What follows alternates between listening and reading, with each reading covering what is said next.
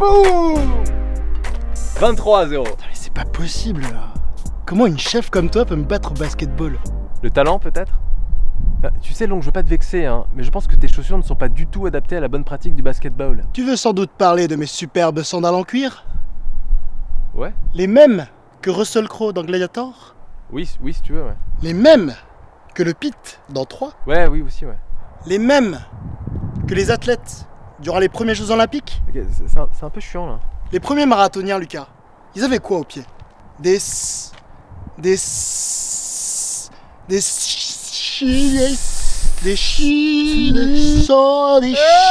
sandales. Non, je voulais juste te dire que t'aurais pu mettre des Converse, c'est tout.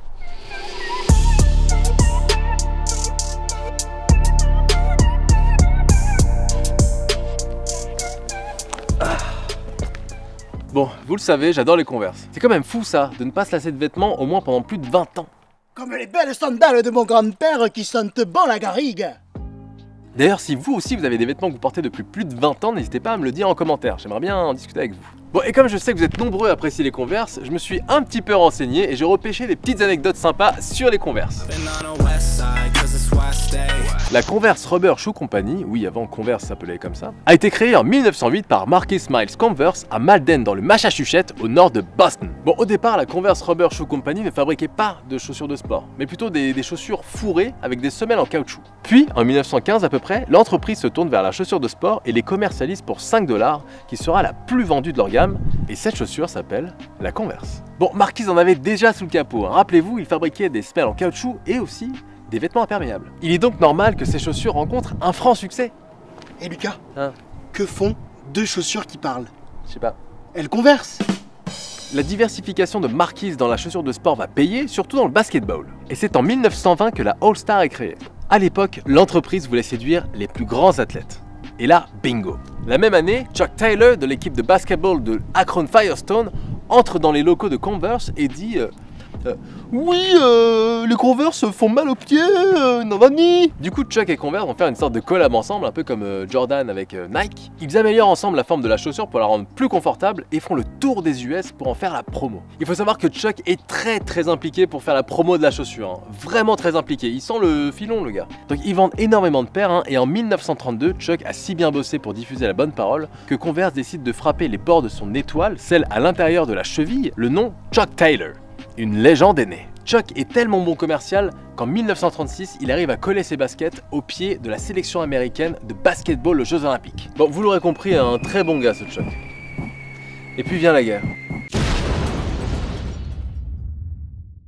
Converse fournit des chaussures aux soldats, dont des chaussures de sport d'entraînement et des vêtements étanches. La production de chaussures de sport reprendra à la fin de la guerre avec le célèbre modèle noir et blanc qui équipe la NBA. Bon, à la fin des années 60, Converse se fait grignoter ses parts de marché par d'autres marques à la semelle en cuir, notamment Adidas avec sa Pro Model, qui est adoptée par la plupart des joueurs en NBA. Sans transition, prochaine anecdote. Qui est Jack Purcell? Vous savez, le modèle inventé par Converse en 1970? C'était un joueur de badminton, oui monsieur. Converse voulait recréer le même succès qu'avec Chuck. Mais enfin, c'était un plouf. Enfin, un flop quoi. Oui, un flop parce qu'à cette époque, de moins en moins de personnes s'intéressent à la fameuse chaussure de sport. Converse tente un nouveau mouvement et lance sa One Star, plus confortable avec une semelle plus amortissante. Elle reste sur le marché 1 an. On est alors dans les années 70. Converse la ressortira avec bien plus de succès des années plus tard, début 90, grâce à une toute autre discipline, le skate. À l'époque, on peut les voir sur des skateurs pros comme Mariano et Gino Lanucci faire des tricks avec dans une vidéo emblématique appelée Mouse. Je vous mets le lien dans la description. Mais il n'y a pas que dans le skate que la One Star a du succès, il y a aussi dans la musique, notamment avec Kurt Cobain, qui les adore. Ah oui, je vous ai pas parlé de pop culture. Jingle pop culture. À partir des années 60, la Converse s'arrache par les jeunes fans de rock, de punk et de grunge. Donc, mis à part Kurt, on peut les voir au pied des Ramones, Green Day, U2, Red Hot Chili Peppers, en passant par les Sex Pistols. Les Who ont même décidé de faire une Qui? Bah les Who. Qui? Et les Who. Allez, Who. Ouais, les Who. Allez, Who.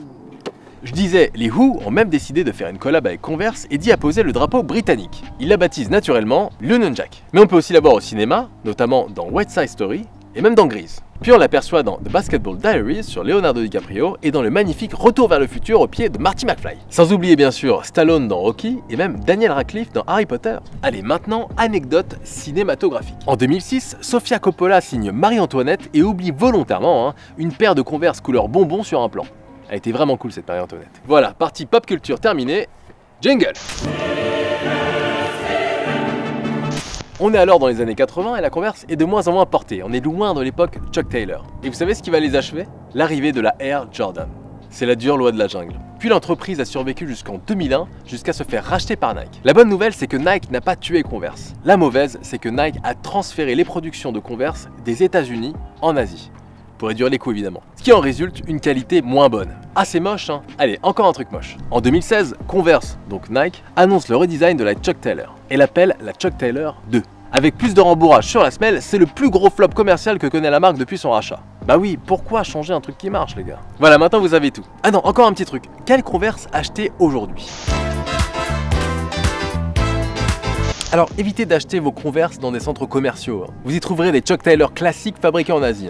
Elles n'ont pas beaucoup de gueule. Je vous conseille de vous tourner vers les Converse 70 qui reprennent les standards de qualité des Converse des années 70 du coup. Bon, elles sont toujours fabriquées en Asie, mais franchement pour 30 € de plus, ça change tout. Vous avez une toile double pli, de la gomme plus épaisse et brillante. Et les lacets sont en coton. Et puis les teintes des toiles sont vachement plus intéressantes pour les 70. Vous pouvez en trouver dans des boutiques comme Royal Cheese par exemple. Si vous cherchez des Converse avant le rachat de Nike, il va falloir fouiller dans les friperies les amis. Vous en avez sur le Bon Coin ou eBay, il suffit de demander au vendeur s'il y a un petit Made in USA marqué sur la semelle intérieure ou sur la semelle extérieure sur le patch au niveau du talon.